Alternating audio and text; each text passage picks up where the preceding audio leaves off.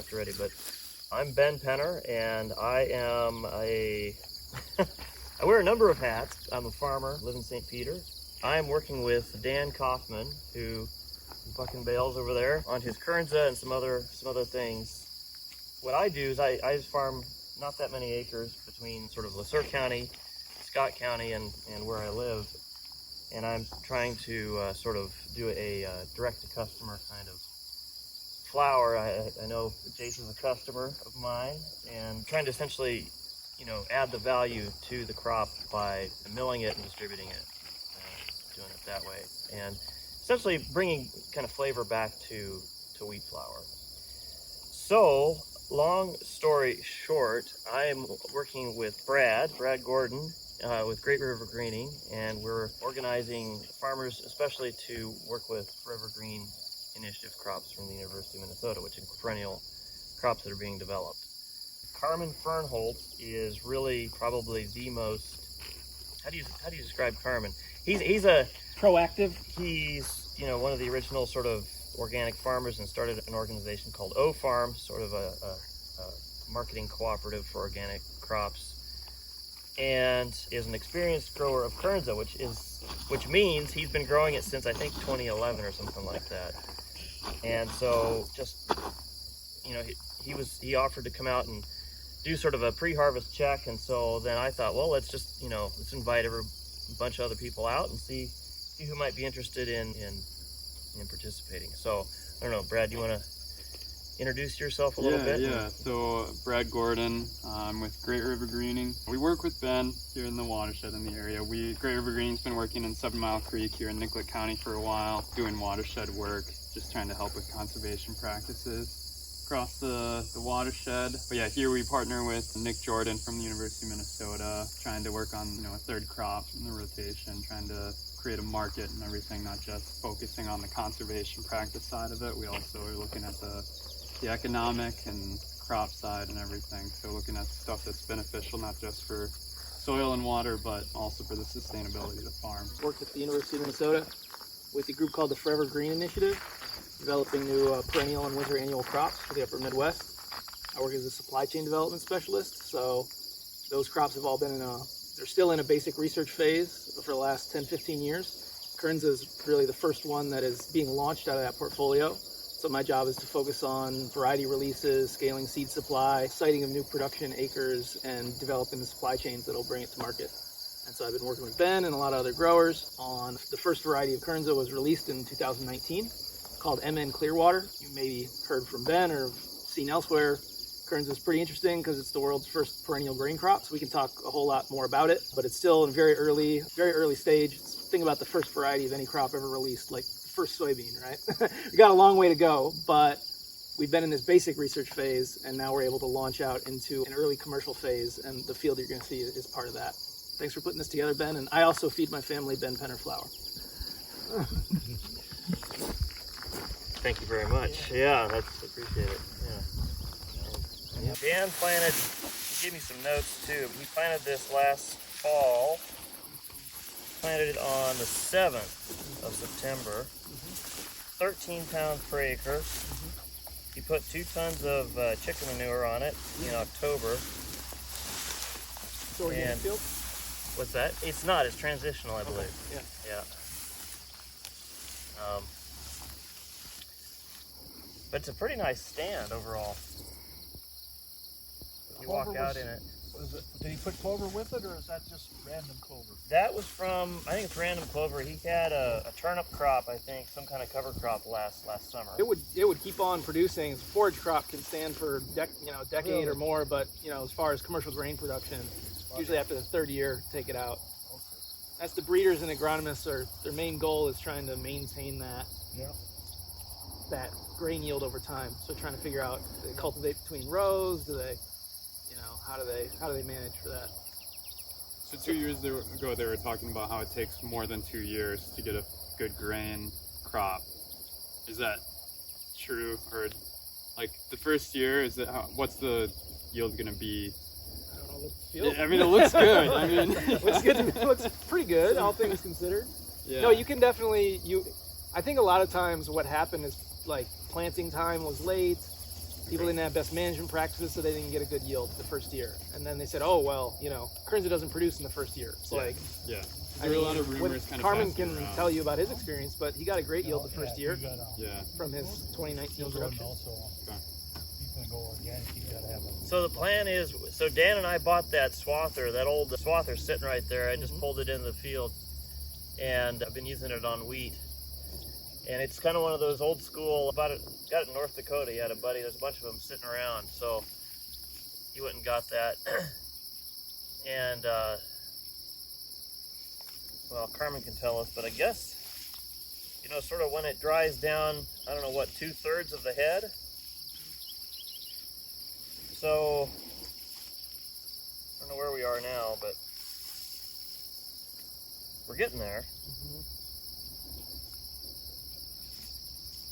Swath it down and then use a pickup head to get kind of a lot of stuff in there, and then it has to be de-holed from there.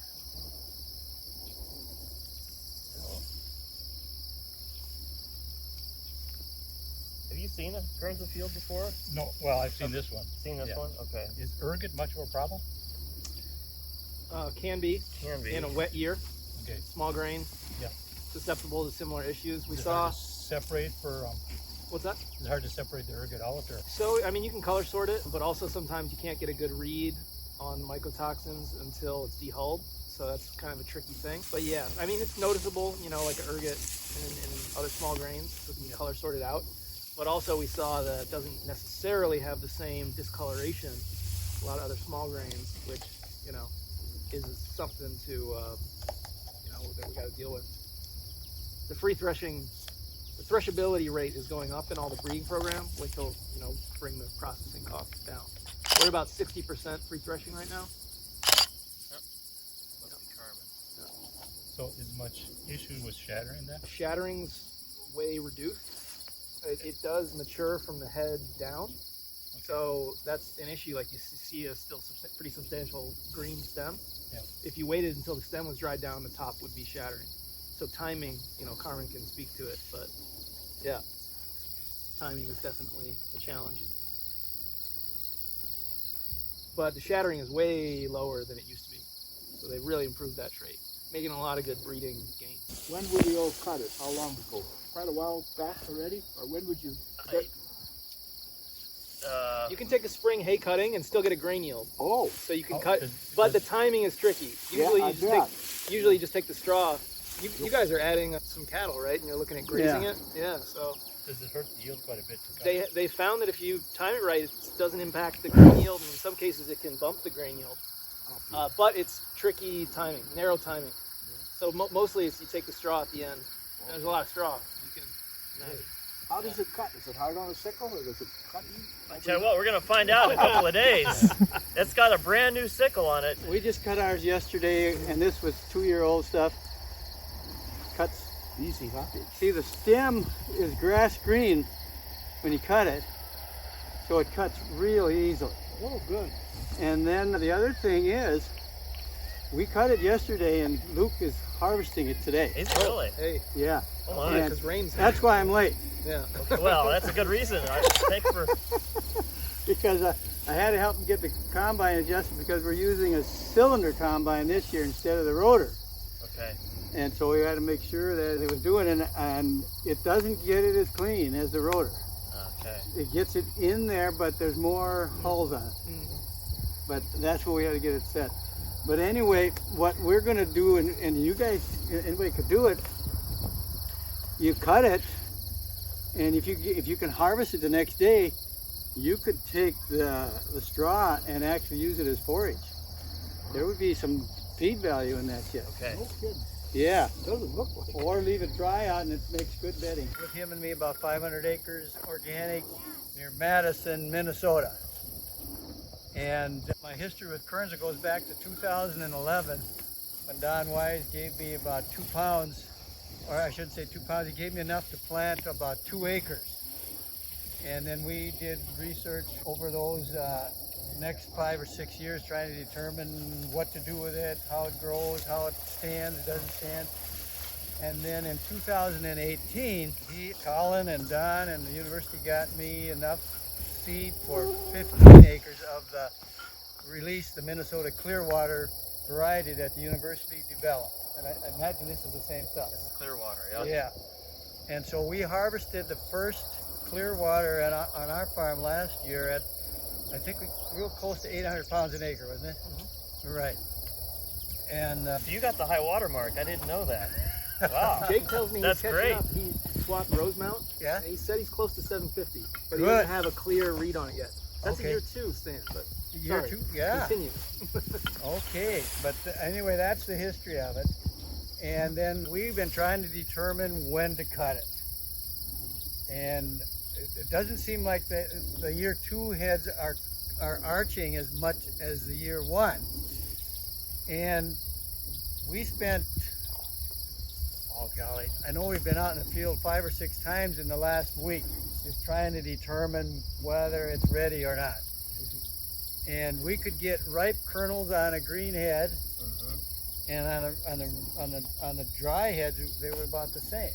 Okay. And what we would take some of the kernels way on the bottom and see what their maturity was, and it looked virtually the same as way on top. Okay. And we tried to do the moisture sampling with the microwave, and what we got, to the best of our knowledge, was about 22%. Okay. And when I read what Jake had done last week, he said they were going to cut at 22 to 25%. Based on that, and based on the experience that we had yesterday and today, cutting and now harvesting today, I think it's a goal. The one thing we're finding with the cylinder combine rather than the rotor combine is that we are seeing a few more unthreshed parts of the seed heads. I didn't notice that much last year, but I also noticed that we didn't have much, if any, of the little broken off stems, you know, the green stuff.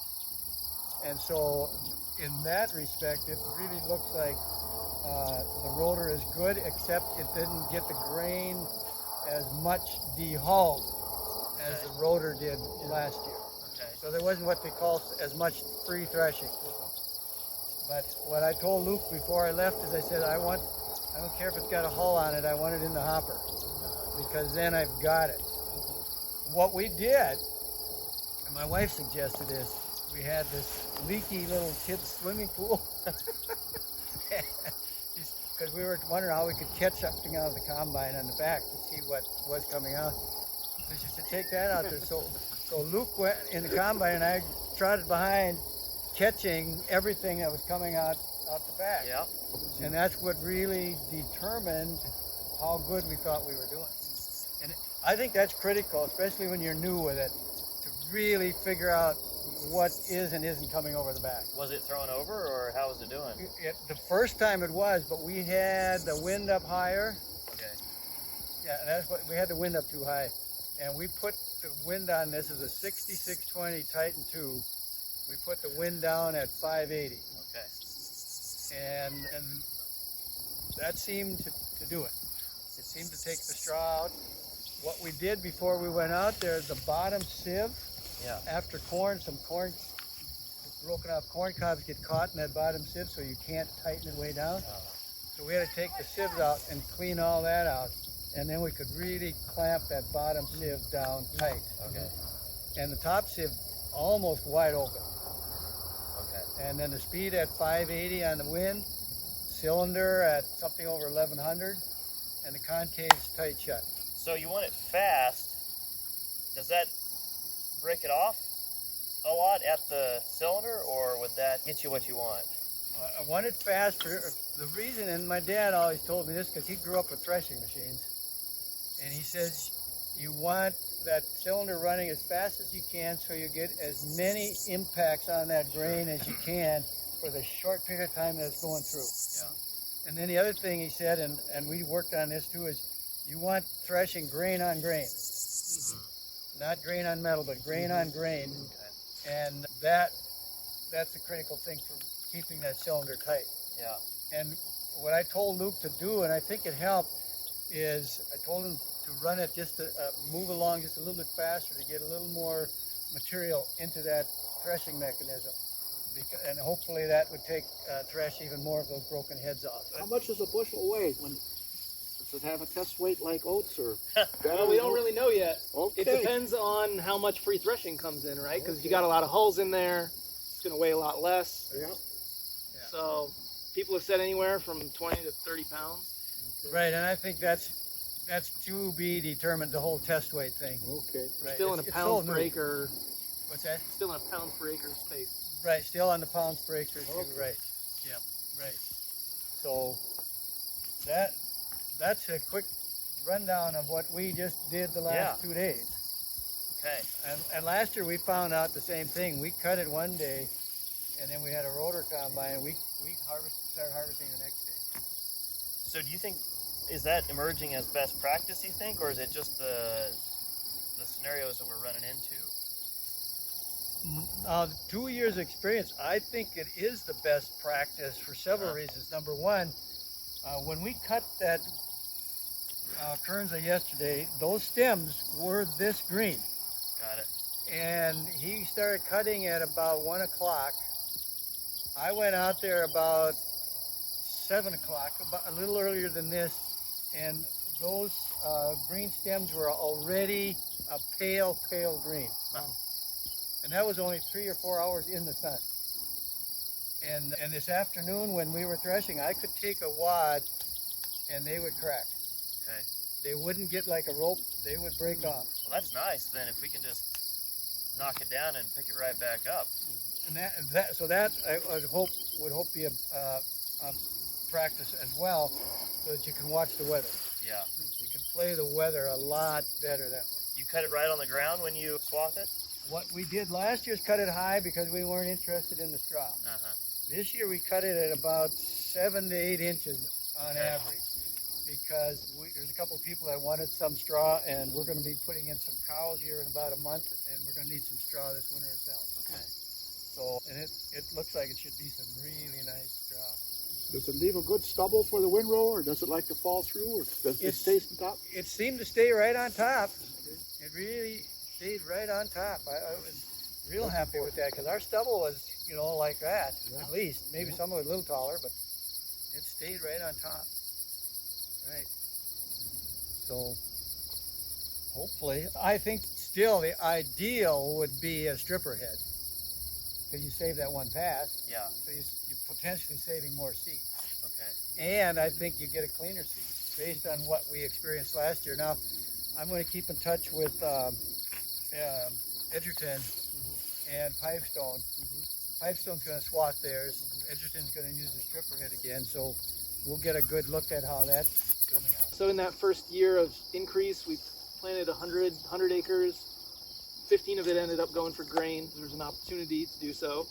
And 85 resulted in about 24,000 pounds of seed that we have clean, bagged, ready to go. And partner Minnesota Native Landscapes cleaned that seed in Foley, and they'll be distributing it on behalf of right now. We're taking the orders and getting seed out the door. Should be this month, right? Yeah, right now. Doorstep. Yep. Yeah. So this year there's about 1,000 acres, right? There'll be Or- yet to see, but Sorry, there's 100 acres in right now. yeah, there's And- about 300 to 400 acres of commercially eligible Kernza, which is like nothing, right? It's Yeah. and we're going to increase that to anywhere from 1,000 to 1,500, which in the grand scheme of grain is not a lot, but that's like a threefold increase, and then we could do that doubling or tripling probably for a couple of years. We don't want to shoot the moon on production, as we've talked a lot about, but we could.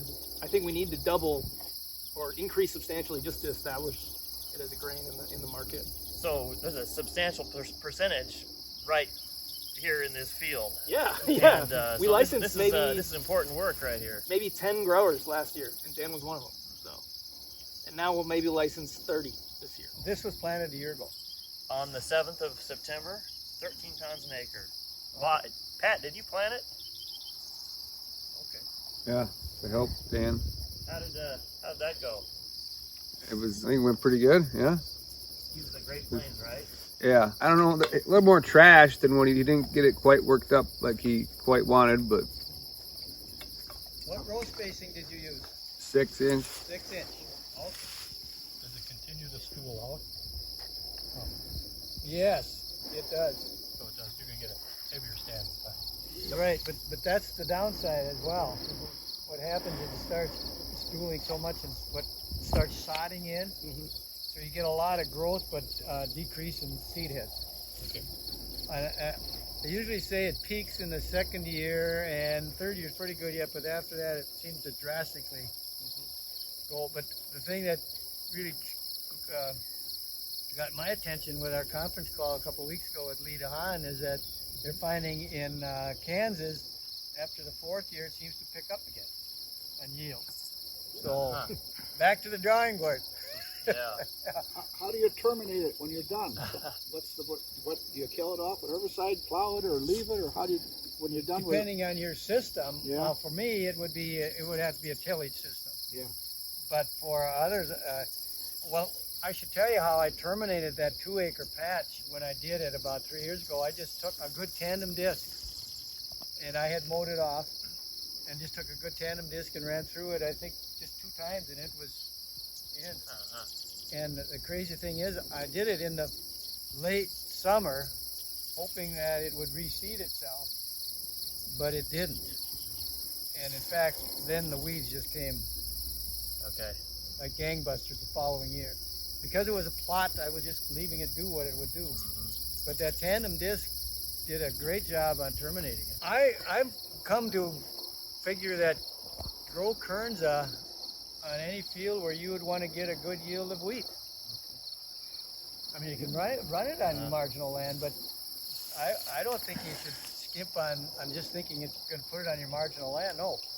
Use it as a regular productive crop on some of your best acres.